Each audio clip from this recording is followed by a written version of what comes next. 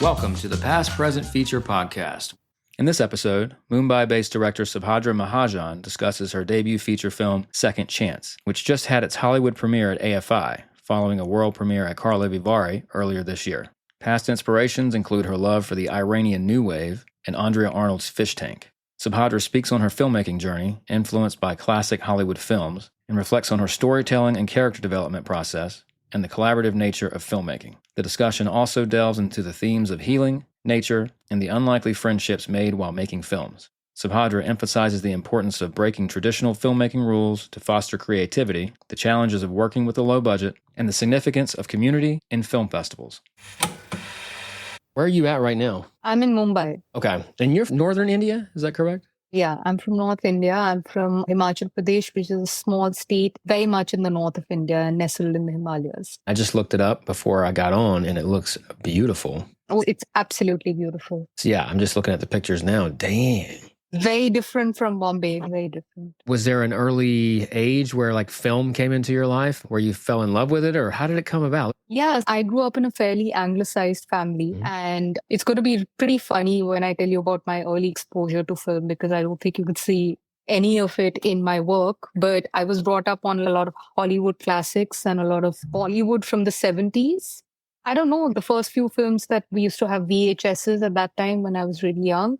My mom would put on The Sound of Music and Mary Poppins. I was also brought up on a lot of Disney fairy tales. Okay. Yeah, controversial now. They have disclaimers in the front of most of them now. I've been showing my 5-year-old a lot of these older films and Lion King, and they are powerful. They are still so well made, so powerful, so mythic. Crazy. Yeah, I think mythic is the key word here, because they stick to those basics of storytelling that's just going to appeal to you even when you're really young, or even if you're rewatching it when you're much older. Because it's so universal, that form, right? Would it be considered kind of Greek as far, way back when? They've been doing it forever. The Odyssey, for example, that's absolutely mythic. Yeah, it just works. I didn't get to watch your film, but I did watch the trailer. I want to watch it at AFI. I'm like 7 minutes away from there, so I want to see it then. What I did see, the 3-minute trailer, it's beautiful. It's so well shot. And the mood and the vibe and the atmosphere of it's very much there. It's very, meditative in a way. And a touch observational as well, which I really enjoy these days, more than just rushing through something. Film takes its time. I hope you're going to be in that mood when you come to watch it. Yeah, well, it's like the other end of that spectrum is just all the stuff on U.S. streaming where it's literally the opposite. There's no satisfaction to be had. I'm really enjoying these film festival movies. This is like medicine for me, this podcast, and being able to see these films. It's just like sustenance versus junk food, as far as like most of the stuff. I have these conversations with people all the time. What have you watched recently? And now I'm starting to have those conversations less because nobody's seen much of anything they like. And again, I'm talking about my world here. I love you filmmakers, you international filmmakers mostly right now, because y'all are holding it down, keeping it quality. Thank you. And I think you've had some really cool guests, because I've been following your podcast from the first time you reached out to me, which was just pre-Karlovy Vary. And then a lot of my colleagues, a lot of the fellow filmmakers at Karlovy Vary were interviewed by you. And I'd seen some of their films and I wanted to listen to the interviews. So then I just got into it. And thank you for listening. It's been really interesting. I didn't know what to expect when I started. I just figured I'd take a chance. And I had been thinking about it for 3.5 years. And finally I pulled the trigger when Tribeca announced their lineup. And then right after Tribeca, that was really when the podcast took shape. We have some footing here. What am I about? What do I want to talk about? Who do I want to connect with? In Karlovy Vary, I'm like, it's like craft is at front of mind, I feel like, with European filmmakers, and not just European filmmakers, international filmmakers right now, I feel like more than ever. And what a cool festival like that Karlovy is. They really do honor the craft and like storytelling and fresh ways of transcending what we've already seen before. So many good films. I have favorites, but I'm not going to say any. What did you see that you liked at Karlovy? At Karlovy, I think my favorite in the section where my film was at the Proxima competition. So I tried to watch a few of them, and I really liked Windless. I think it was an exceptional film. Oh, yeah. Pavel's. Yes. I interviewed him. Yeah, I know. I listened to that. He's really good. And he's an exceptional filmmaker. That's pretty obvious, even though this is just his second. And also The Stranger was also really good, which won the competition. Yeah. I interviewed him, as you probably know, too, but they weren't able to get me a screener. And I really want to see that. It's 7 total takes, right? Yes, it is. And I don't know how the hell he pulled it off. I have to say, within those 7 different takes, and each of them follow a different story set in a hotel room, some were, for me, a lot better than the others. But I don't want to spoil much for you, but some of them are just incredible. I don't know how he did them. Just so exciting. Like, even just before you see the film, you hear about the approach and the intent and like the design of that film. It's not the first time it's been done, but it's definitely always exciting to have a filmmaker challenge themselves that way. And also the audience. You're just going to get something different and fresh. Enough about other people's movies. What is your first memory of being a filmmaker? Was there a moment? Was there a film? What was it? No, I don't think there is a memory of me being a filmmaker, because just because of where I grew up, it was always considered as something you spectate and you don't participate in. You know what I mean? It was just so far-fetched as a career or as something that you actually do. It was watched for films or watched for entertainment and loved, but it was never really considered something you can do much later. So my first experience or memory of being a filmmaker was probably when I was dabbling around in college with some student films, which were pretty bad. Did you go to film school in college or what? Yes, I did a bachelor's in mass media. So mass media included a lot of things: journalism, advertising, public relation, and film. Gotcha. It was the same for me. I'm from North Carolina, small town, but nobody made movies. I think it helped me because my imagination was so big. I was so bored being in the middle of nowhere, and my imagination took over. And if I was born in a bigger city and like more stimulation, I might not have invested so much creative energy into my home videos and stuff that we made. Those little home videos, I mean, first short films, and they were also very terrible. But there were some things where I look back and I'm like, that was pretty smart, that part. Do you feel like that with some of your earlier stuff, where like your instincts were like really sharp in some ways? Apparently, yes. I remember the first student film I made, it did deal with like human connection, which I do in Second Chance as well. And it did appeal to the audience that was there at that time. So perhaps there was something which I was inherently good at. I think I have more memories of me being like a storyteller when I was much younger, because I would write a lot. So I would write like short stories, or I would like make up stories for like my younger brother. We would put up plays and make up really strange plays and act in them, and direct the rest of the family to act in them. What was one of the titles of your plays? It was an opposite of Cinderella, because the actual person who needed rescuing was the evil stepmother, because Cinderella was actually evil. Ooh. And she tortured nice. her. Anti-hero. Yeah. Before it was really popular. When you go to film school or make movies or just learn more about filmmaking, do you feel like sometimes things can be lost by trying to play by the rules or what you think the rules are too much? I'm projecting because I'm thinking about my own self, where you start learning about screenwriting and proper structure, quote unquote. And then I get to a point where this is stiff. I'm honoring the structure too much. And so now I went back the other way. The question is, do you feel like something that can be lost when you like dedicate too much to what are deemed the right way to do things? Absolutely. I totally agree that you can get completely stifled. Your creativity and your original vision can get killed if you're sticking to the rules too much. I think the only way around that is to go down that path and learn the rules well enough to know how to break them in the right way and be equally effective. That's probably the way I've learned it. Yeah, it's like this leap of faith. It's so funny because like the first movie that we made, I didn't understand genres at all. I didn't even really know what that meant. I just thought about the video store and the sections like drama, comedy. There's so much like stuff that I would have ever done if I would have known more. Second Chance is your debut feature film, correct? Yes, that's right. Okay, I'm going to read your bio. Of course. Subhadra Mahajan was born and raised in Madhya Pradesh, which is in North India. You currently reside in Mumbai. You have a long collaboration with filmmaker Pan Nalan, most notably in co-writing Angry Indian Goddesses of 2015, which premiered at Toronto, was runner-up for the Grosh Audience Choice Award and released theatrically in over 60 countries. Congrats. It won accolades for being groundbreaking in its truthful, non-apologetic depiction of womanhood in contemporary India. Other films she has worked on with Nalan include Faith Connections, Beyond the Known World, and Last Film Show, which opened the Spotlight section of Tribeca Film Festival in 2021 and was India's official entry to the Oscars of 2023. This is your Second Chance as your debut feature film. First of all, Tribeca Film Festival in 2021, I'm just thinking COVID, right? The selection process For Tribeca, for all festivals at that time, I'm sure it was very limiting and they had to really be tight with their game because it was all scaled back. Tribeca is one of the few festivals. It just got that sweet spot between waves. They had a lot of actual screenings rather than virtual screenings, which is why I think Nalan chose to premiere Tribeca, because he didn't want to have a virtual premiere. I see. It was just like, what? And then, oh, this would just be for a few weeks. And then the rest is history. Second question is co-directing with someone. My first feature, I co-directed with someone, and the film came out great, I think, because of it. And there was like this tag team double header. I focused on this, he focused on that. But for your experience, you've done a lot of collaborating. How did that come about? Because that's a tricky territory, at least from my experience. It's extremely tricky. You're right about that. And I think the only reason it works with Nalan is because I used to assist him more than co-direct with him. I co-write with him quite a lot. Okay. But on set, there has to be one director. And I can be an associate at times and a co-writer, but I think it's wiser to be one director, of course, unless you're the Coen brothers. My situation, after the first week, I proposed, how about I work with the actors and you work with the cinematographer? If you had to boil it down, it's ultimately two things. It's how to tell the story visually and how to tell it through the actors. Would you agree with that? Yeah, absolutely. On set, at least. On set, yes. And so we were able to divide those two up. Even back then, I'm like, this seems to make sense. You're more the gear guy anyway. You're more about like the lenses and stuff anyways, but I want to talk to the actors. Can we please do that? And it was great. Good. Did that work out? It worked out really good. Yeah.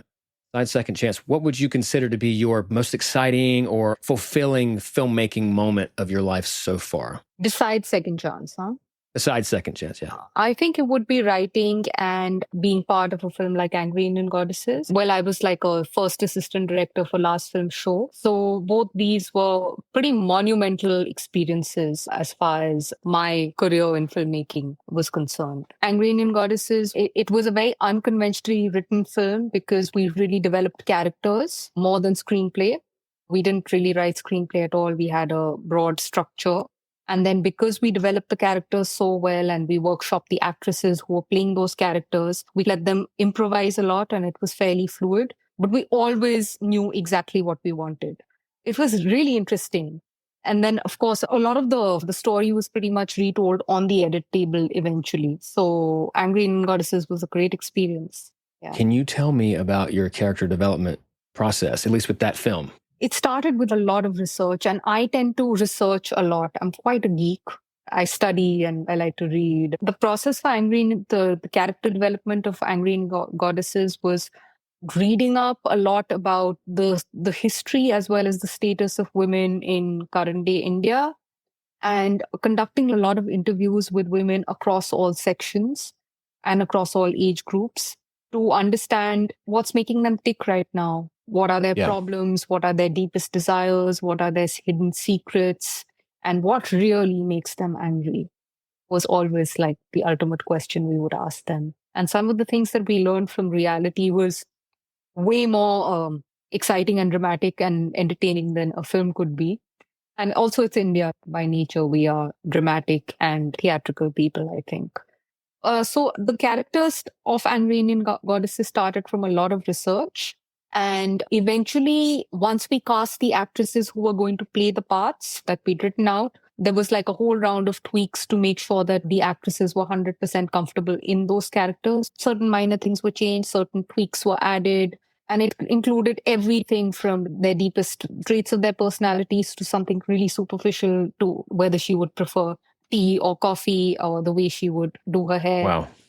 So it was a completely all-rounded character development. It sounds like you started from like the designing principle or whatever you call it, the most powerful element of any story in any film, right? It's like, what is this about? What am I trying to say? It sounds like you started with that. Absolutely. And then you build it out from there, autobiographically almost, pulling from real life. Yeah. Makes sense. You know those characters, when well enough, you throw them into any situation and you know how they're going to react because you know them that well. And that's what builds the authenticity of that screenplay. Everything is an extension of that big thing, that big seed in the middle. Angry Indian Goddesses, 2015. Hidden secrets between friends begin to surface during the fun and frenzy of an impromptu bachelorette celebration. So moving on from character development to, I guess, the plot, how did that look for you with this project when you were writing this? Because I was writing it along with Nalan, And we had another co-writer on board, Dilip, and then we also had an associate come in for some particular parts. In India, we didn't really have female buddy films. So the idea was to make an Indian film with a group of female friends. Okay, was it more of an ensemble or is it just two buddies? No, it's an ensemble. There's 7 women. Okay, got you. We've had a lot of really big films which are like 3 male best friends and they're coming of age and whatever their journey. Step aside, dudes. It's time for the women to come in. 2015 too, everybody started waking up a little bit to some things, right? Absolutely. I feel like it was just time. Actually, at least in India, it started maybe a year or 2 later. Okay. But it was the right time to have a feminine film. Initially, we started with this idea of just bringing these women together and putting them in a really fun, mad setting and letting them just be free. Because also in India, we are a very patriarchal society, right? And there's a strong gender bias. So there are a lot of social restrictions on the way women should behave and conduct themselves. And we just wanted to free them of all that. So what better than a bachelorette party? It's also set in Goa, which is like one of the most liberal parts of India. And there were women from like pretty much all walks of lives and of a particular age group. But then we also had a really old woman and we had somewhat young daughter and we had them across religions. And it was really fun. And then Nalin, who was the director and pretty much the main writer, decided that, okay, so at the end of the film, there's not going to be a marriage because a bachelorette party, so it's going to end in a marriage. He's decided that there's going to be a death. Oh, I love that. Because we've seen it a million times with the other way, right? Yeah, absolutely. And my initial reaction to that was I was a little skeptical, probably because I'd already been thinking for so many months and leading up towards that. But it also came from instances of the safety of women in India. But at that particular time, there were 2 or 3 really brutal gang rape cases that had come up. Without getting into the horrific details, which just keep repeating themselves, unfortunately, again and again. There's just been one a few months ago in Kolkata in West India. It just felt like it would just be impossible to tell a story about any woman in India without touching upon the subject. So why not just go bang into it? So I don't think I should spoil the film for you, but it does more than halfway later take a extremely brutal, tragic turn. So it starts as a really fun, lighthearted, but then it goes deeper and then it turns. It didn't go down very well with everyone, let me tell you. A lot of people were like, but I came here to have fun and watch these girls enjoy themselves. And you switched the genre up? You Dusk Till Dawned it? Yeah, absolutely. Gosh, when you don't expect it. Some of the best movies, too, don't give you what you think you want. They give you something to walk away with and think about. I remember the first time I saw 2001: A Space Odyssey. Most of Kubrick's films where I'm like, what? And now I have a giant poster of 2001: A Space Odyssey on my wall because it's so ahead of whatever my brain was. I wasn't ready for it, but thank you, sir. Thank you for challenging me. Don't just indulge me. Give me something that I need. Yeah, and that goes back to what you were saying, getting stuck in rules. Yeah. You know, what and you were talking about earlier expectations totally. And going by the rule of books.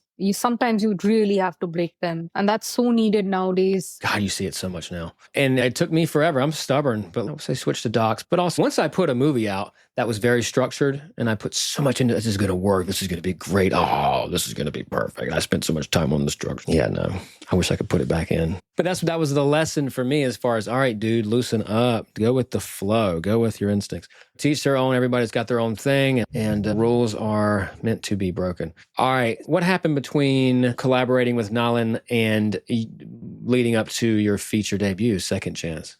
And in between that space, you did a bunch of films. Yeah, I worked on Last Film Show again with Nalin, but I was pretty much on shoot. So my great learning experience over there was the technicalities of how a shoot happens and logistical nightmares and just how to make things happen when all the odds are against you, I think. So that was more from that aspect of filmmaking, which I think is extremely important, because if you don't have a handle on that, you're not going to be able to make your first film, especially not independently. I don't think backed by a studio either. You have to know how to handle those challenges and how to make the best within them. The Last Film Show, when the magic of movies conquers 9-year-old Samay's heart, he moves heaven and earth in pursuit of his 35mm dreams. However, he is unaware of the heartbreaking times that await him. First thing that comes to my mind, Cinema Paradiso. Absolutely, of course. Which is a universal story. It's so gorgeous and I don't want to say perfect, but it's good. Just the nostalgia too, the power of nostalgia. And also a hero that's a child, that's young. Something about that is very powerful too. A child going through struggle is such a thing you can get behind. but whenever it's something that's also endearing, like E.T., I showed my kid E.T. the other day. Oh, yeah. Wow. Whoa. E.T. for the power first time. Yeah. And besides all the other things that are going on in that movie that make it simple but amazing, it's an empathetic character. A child is an empathetic character. You can get behind them. Last film show, this was submitted for the Oscar. Yeah, it was India's official entry for the Oscars of 2023, Amazing. I think. And so you learned how a big set functions? Is that what you're saying? A big production? I was pretty much running the set, so the wheels of how that works, as well as, like you said, it's like the kind of story that everyone relates to, everyone who loves film absolutely relates to, and just generally because there's a child protagonist. Somewhere we all have this child with dreams within us. It's a story that immediately grabs you, as well as it is a love letter to cinema. It's a lot like Cinema Paradiso up till about halfway, and then it takes a different turn. You should watch the film. What kind of turn did this one take? It resulted in kind of the death of celluloid. So it was set at the time where celluloid converted to digital, and it's very much about nostalgia. I'm going to watch this. You must watch the film. I think you should be able to watch it on Netflix or on Amazon in the States. It was distributed by Samuel Goldwyn in America. Nice. I love them. They're hanging in there, holding on, putting some good stuff, higher end indies out. And it's funny because some people are like, don't make movies or about actors or whatever. When you look at it, I think people do want that. They do love that. It's meta, but it works. They always work, yeah. So, last film show, Cinema Paradiso. When's the last time you watched that movie? It's been really long, but I'm really excited because in 3 or 4 days, somewhere towards the end of the month, we're having a Italian cinema retrospective in South Bombay, in Mumbai. And they are going to be playing Cinema Paradiso, a restored print of it. Amazing. So I'm going to go watch it again. Yeah. On film? On film in a very old school Art Deco theater called Regal in Colaba. So Gotta go to that. Excited. When is that? I'm flying over. Yeah, it's about 3 days from now. So I think you can make it and you'll get over your jet lag by then as well. I think the first time I saw that movie was in a theater in New Orleans. It's time to talk about Second Chance. Let me read the synopsis. At the top of the world, a young woman at her lowest ebb finds solace in simplicity, friendship, and the sweet purring of a kitten in Indian writer-director Subhadra Mahajan's gorgeously restorative debut. That's the Variety synopsis. Oh, that's the Variety review. No, because I was wondering which one you're reading it off, because there's one which I have written, which is buried away somewhere now, but there's one that Karlovy Vary has written, there's one that Busa has written, there's one that Adelaide has written, so there are lots of versions of them. Isn't it fun to get somebody else's synopsis or like logline or whatever breakdown from your project? Oh, yeah, it's so exciting. It's like getting script analysis back or something. It's, oh, wait, this sounds better. Absolutely. I was so happy when premiere was a Karlovy Vary. So I was very happy when I read that programming note because I think it was very well written. It captured like the essence of what the film was about without giving away too much, which I don't want to give away in the film as you watch it. Let's read that then real quick while we're here, if you don't mind. Go for it. You can find it in the Karlovy Vary website. Synopsis. Desolate after experiencing a traumatic incident, Nia travels to the family's summer retreat amid the snow-covered Himalayas in order to regain her strength. There she finds the company of the caretaker's mother-in-law, Bemi, and her grandson, Sunny. Irrespective of their differing ages, social background, and their ideas of happiness, a surprisingly strong bond develops between them which cannot be broken. Not even by the arrival of someone who drives Nia straight back into her trauma. This visually mesmerizing film offers an authentic and vivid depiction of the process of coping with female pain and demonstrates that a second chance might emerge where we least expect it. Very well written. Visually mesmerizing. Those 2.5 minutes that I saw, those are the two words for sure that nail that. I'm not even just talking about the cinematography. It's the atmosphere. I love the ambiguity of when you're watching a trailer like that where you don't know what's happened to this character. You don't know what quite's going on. You could sense the solace. Solace is a word that comes to mind, but it was very Tarkovsky-ish vibes for me. I think the opening shot of that trailer where they're looking through the door frame felt like it was in the other side of the world. Just that combination kind of reminded me of like The Mirror. And I brought this up the last interview. I had a Tarkovsky comparison. That is a huge compliment. Thank you. Tarkovsky for me was my kind of first entry point into what else was out there as an American film watcher. I feel like Tarkovsky was one of those first where it's like, oh, this is an art form for real. I don't need to understand. I don't need to be given like this is what you think thing. No, this is more so just a feeling and a vibe, and which pulls you in. And then I can form my own opinion. Anyways, so Second Chance. I'm curious about how Karlovy Vary went, but before that, like, why this movie? Why did you need to make this movie? Is it autobiographical or what? It's inspired heavily by my own life. It's a story about a young woman who faces the first trauma of her life, and she finds healing by spending time in nature in the Himalayas, and also in unlikely friendships that she forges with the local community there. I think there were a few motives behind telling this story. One of the biggest ones was I really wanted to tell a story about healing, because I feel like the kind of world that we're living in right now, it's like very frantic and chaotic and very instant. And I feel like often young people who face a personal tragedy can feel the weight of it like something that they may never recover from. So I think healing is something that's a wondrous and inexplainable process. We don't really know how it works, but it works.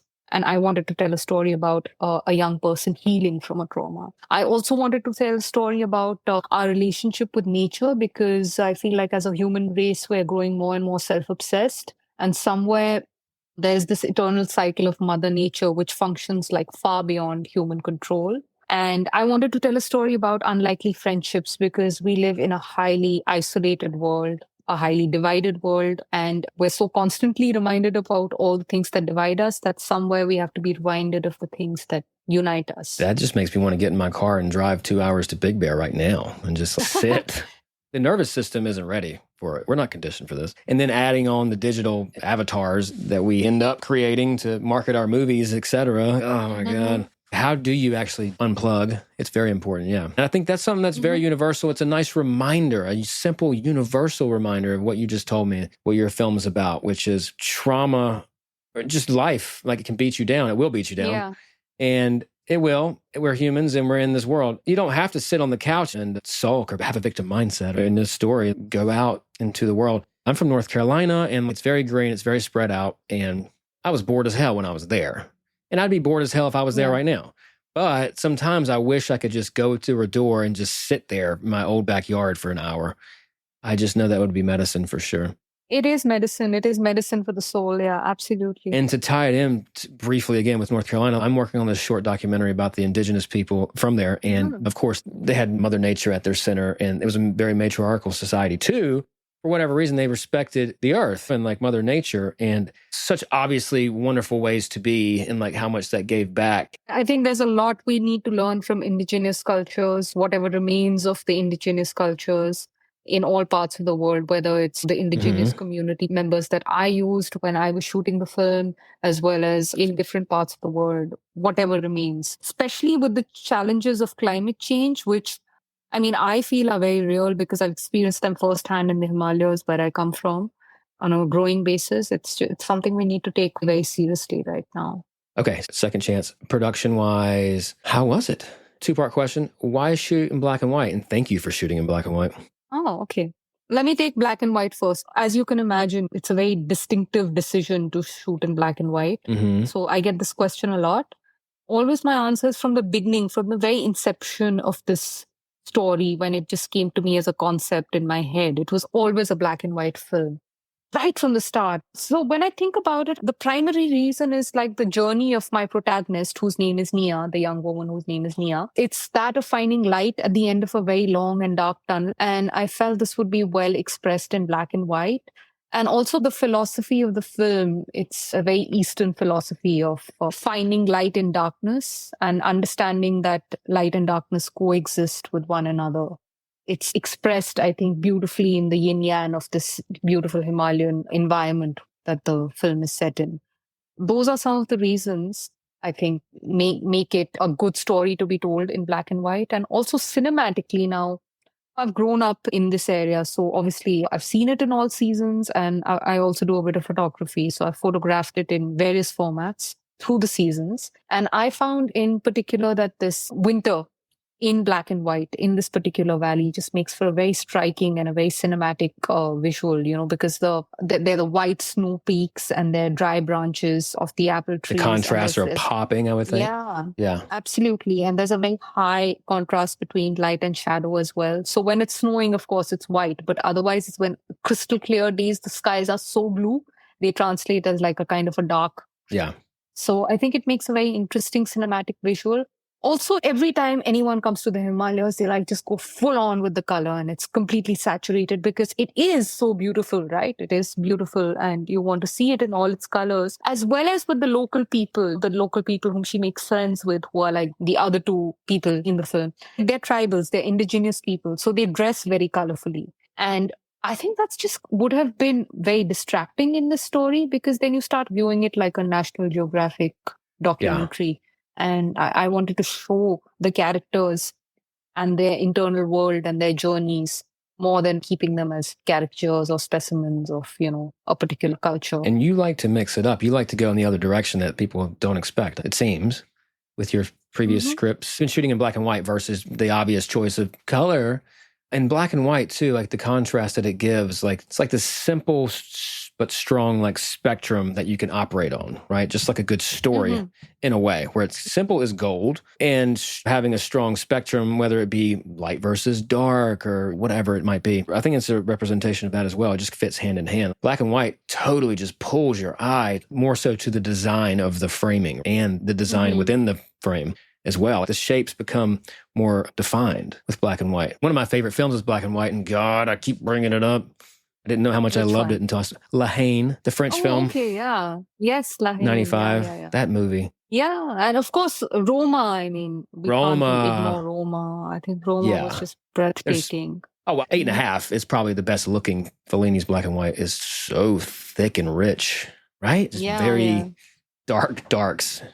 I don't know. Yeah, his blacks are very black. Yeah. Okay, so second chance. So shooting besides black and white. What did you shoot on camera? We shot on a red Komodo, which is a really small camera. Oh, nice. One of the reasons is for this particular choice of camera is we shot with very small crew. And it was a very documentary style shoot in that manner because all the actors in Second Chance are non-actors. None of them have acted before. My lead actress is now studying to be an actress, but before this, she had no experience. In fact, she's studying at Lee Strasberg in LA. Okay, so nice. She'll be there for the premiere, and you'll probably see Amazing. Her. This is a common thread, I feel like, with a lot of international films, at least the conversations I've had, where there's been small crews, which I so appreciate and love and can relate to, and then also non-actors or people with limited experience, which I can also relate to. You guys are getting into the best film festivals in the world. That approach, there's something there. I think the goal and the success achieved is authenticity, right? That's the goal. Yeah, absolutely. Authenticity for me as a filmmaker is really important, especially in Second Chance, where I'm telling a story which I claim everyone can relate to as this young person from the city who's just beaten down by life and, suffered a kind of a betrayal or, a trauma, and everyone has to relate to it. So it has to be real enough, right? As well as I'm setting it in a place where I belong. So I know this place inside out. I know the way the people talk. I know the looks on their faces. I know the accent of their language, just the kind of things they do. The first litmus test that an actor would have to pass would just be too hard. They wouldn't know the world. Autobiographical elements are such a huge thing to access and use, especially in fiction filmmaking now, because it's not always been realistic type film. I mean, like what, in the 50s? Going into the 60s, it shifted from theatrical acting to kind of realism, along with films themselves, Italian neorealism and all the French New Wave, all that stuff. Italian neorealism, exactly. But now it's very much realism wins the day. I just feel like the best films are very much just authentic, like realistic, like you have to have that. And I think, how do you achieve that? Especially on a small budget and not play the game of packaging, trying to sell your movie with a name, which is a whole other thing that I don't like to do. But as far as just finding authenticity and just connecting with the audience in a real way, documentaries is much easier because it's already there and all you have to do is do nothing a lot of times, just try to stand back. But when you're creating it in fiction, the technique, the casting, who you put in that role is a huge part of fiction filmmaking. It's gigantic. Absolutely, yeah. And for me, I had this added burden of responsibility, I would say, which I took on very happily because the place where the film is set and shot, it's hardly been represented in cinema before. And me being from there, I wanted to make sure that it's represented as authentically as possible, which is why I knew I needed non-actors and I needed real locations. And that leads you to shoot as documentary style as possible because you can't intimidate non-actors with like a 100-member crew. The same thing as filming now, especially with the sensitivity of these cameras. Even back in the 60s when they were making these observational documentaries with no lights. It looks great. Like, trying to control too much is a mistake a lot of times, right? You just let it be and just let the camera dance with the space. Because your film looks beautiful. And I would be convinced if you told me it was a big 30 or 40 person crew. Well, let me tell you how big the crew was. So we were 12 crew members, 3 main actors and 3 drivers. Amazing. So, of course, you had a small lighting team and all that. But either way, it's a beautiful movie, beautiful looking film. I can't wait to see it at AFI. So tell me about any other thing during production that's worth talking about. Okay. I can quickly tell you about being a first-time director without a short film. Even though I have a really good producer on board, it was very difficult to get any funding. So we literally went out and shot this on a shoestring budget, which is made out of savings. The production nightmares that we faced were like colossal because everything boils down to either you have time or you have money. We had neither because it's a winter film. It's set in the winters. And nowadays with climate change, like God knows where winters disappeared half of the time anyway. So we would have a weather prediction. Okay, it's going to snow tomorrow. So we shoot these scenes and it would be bright and sunny. And then we'd have to change everything around. I didn't have time. Also, me and the DOP and the lead actress had COVID. Oh, wow. 2 days after we started shooting, and we had to shut down production and restart again. Thankfully, we restarted again, like all of us recovered enough to restart. We had this really tiny crew, which is great because it's really intimate, but everybody has to do a lot of work. So everybody, like one person is doing 5 people's jobs. So it does get very tiring. I was going to ask you, did they know what to expect going in as far as the cast and crew? Yeah. Because I think that's key, right? 100%. They knew and they were like, yes, we still want to do it. And then the first week, they're really enthusiastic. And then the second week, they get a little tired. And by the third week, they're like, we want to go home. We don't care if you finished or not. I am done. Damn you, Subhadra. Yeah, exactly. Yeah. Exactly. No, it's hard work. Yeah. But okay, sorry. No, and also the conditions that we shot in, we're talking about the Himalayas. So like our highest altitude shot was like 10,000 feet. So you can't breathe up there, at least if you're not from there. The coldest morning of shoot was minus 20 degrees C, which is like minus 4, I think, Fahrenheit, if you convert it. So it was a very tough shoot. But I think I had an incredible crew because they managed to stay with me till the end, and the cast as well. Shout out to the crew for sure. What was your production schedule like? Did you shoot in chunks, like traditionally? How did that look for you? So I was very certain that I wanted to shoot chronologically because I was shooting with non-actors. At least like for my lead protagonist, she's a young woman like me who's educated and she can understand, she can read a script, and then I can pick out scenes. For the other 2 in the trailer, like the old lady, she can't read or write. And the small child, he's a 7-year-old kid from a village. So, of course, I can't expect him to sit and read a script and understand which stage the scene is at and then expect him the next day to jump to something else. So we had to shoot chronologically. Also, I thought it would do me best weather-wise because snow falls and then melts and then it's sunny and then snow falls again. So I was very certain I wanted to shoot chronologically, but it didn't really turn out that way. We were scheduled to shoot for about 30 days. We ended up shooting for about 35. Okay. We did go over.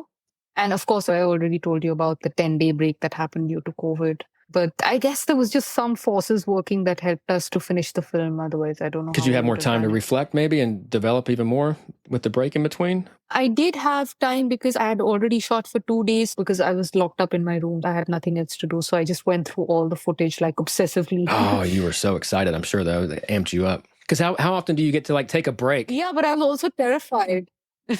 I don't think it's a common thing, though, when you're making a film, as far as like shooting a movie and then taking mission, 10-day intermission. Yeah, but I was just terrified that people are going to run away and not come back. For sure. All of my micro-budget features have been this cool way of, I don't think I talk about this enough, actually. It's really helpful, I think, for filmmakers if they're trying to make something. So basically, I would do pre-production for a week and a half, and then I would plan for a 3-day shoot, 3 or 4 day shoot. And we would go film, and then I would take the footage, come home, and then do another 2 weeks of pre-production, and then go shoot another 3 or 4 days, and so on and so forth until 20 days were shot.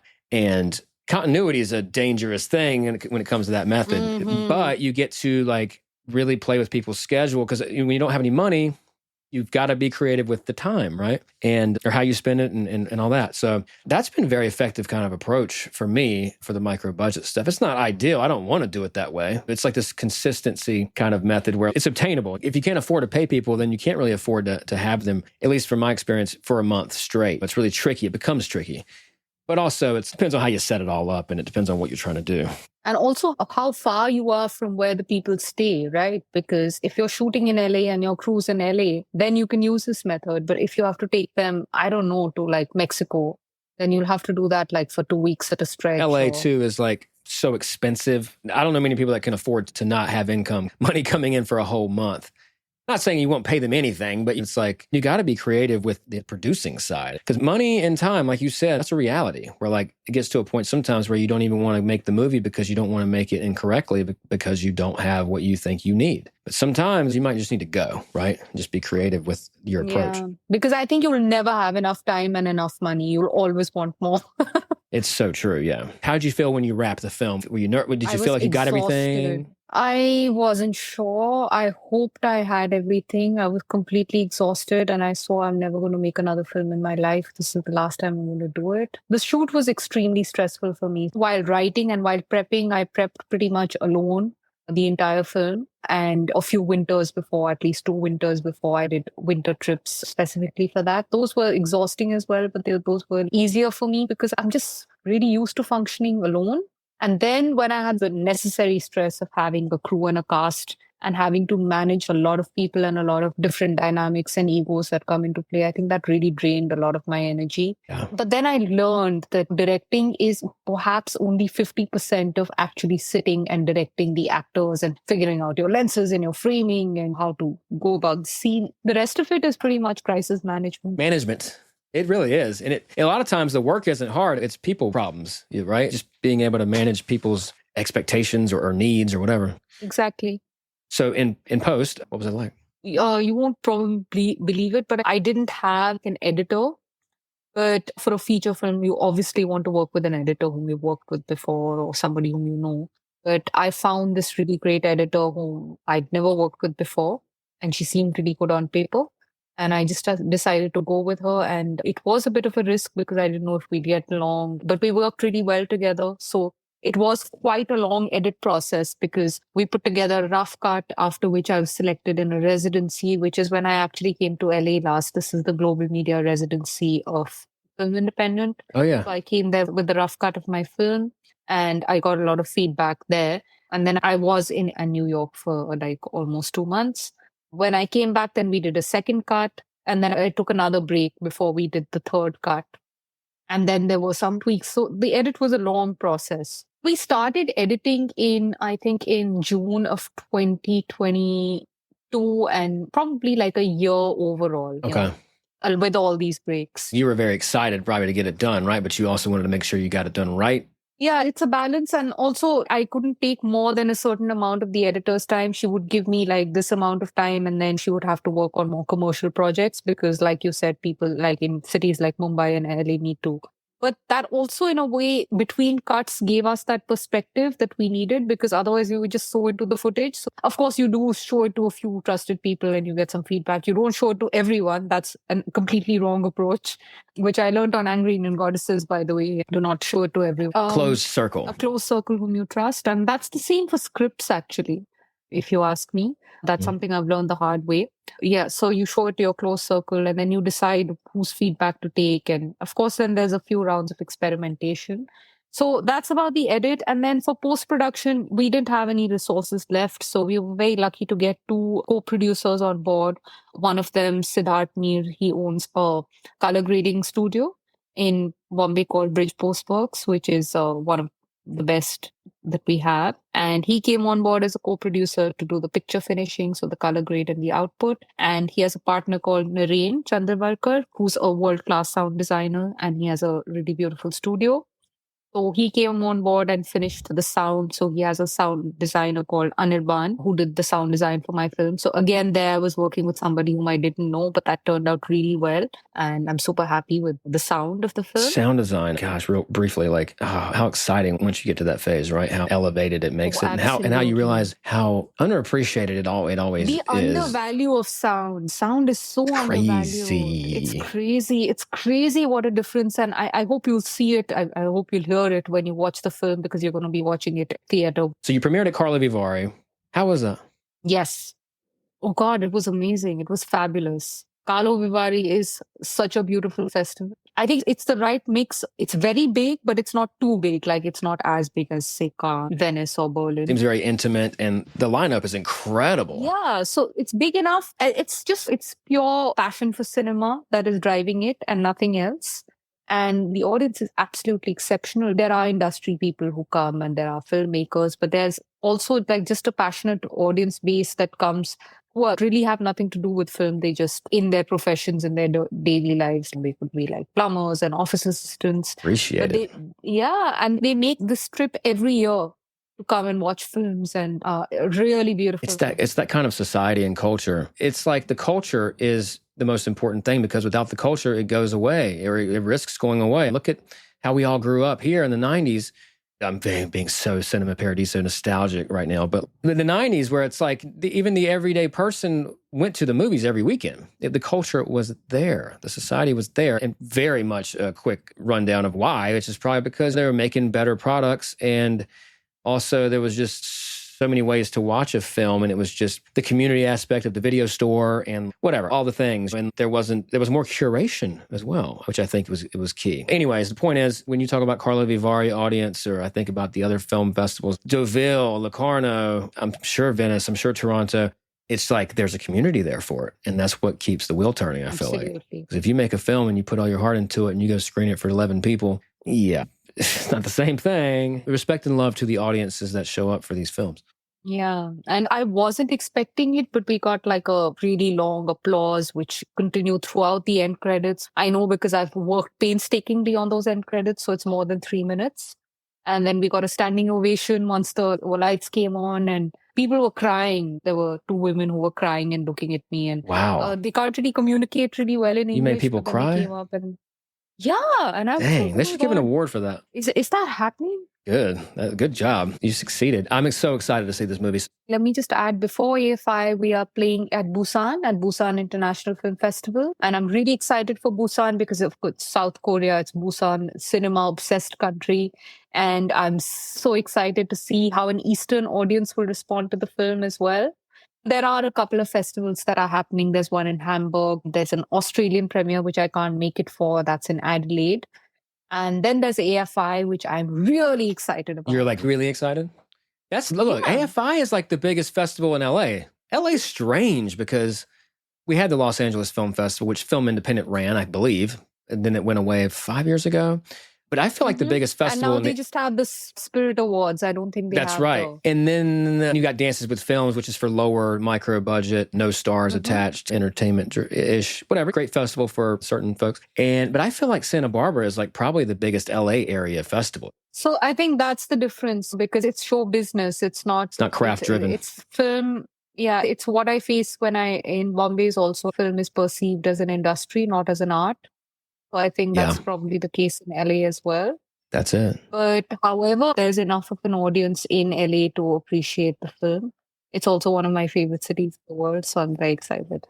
If I had to answer quickly, the biggest festival in Los Angeles would be AFI at this point. TIFF and Tribeca, and then you have South by Southwest. And I would say New York Film Festivals, it seems. Of course, Sundance. Sundance. I so appreciate New York for holding it down, craft side. In America, I feel like they definitely put that front. It's frustrating, man. I'm not trying to be a nose-up, snobby film person, but our culture is fast food almost, films. It's the same in India. I'm like racking my brains about what is the most prestigious film festival in India. Because we yet to do our Indian premiere, which for me is going to be very exciting. Do you have that locked in, or you don't?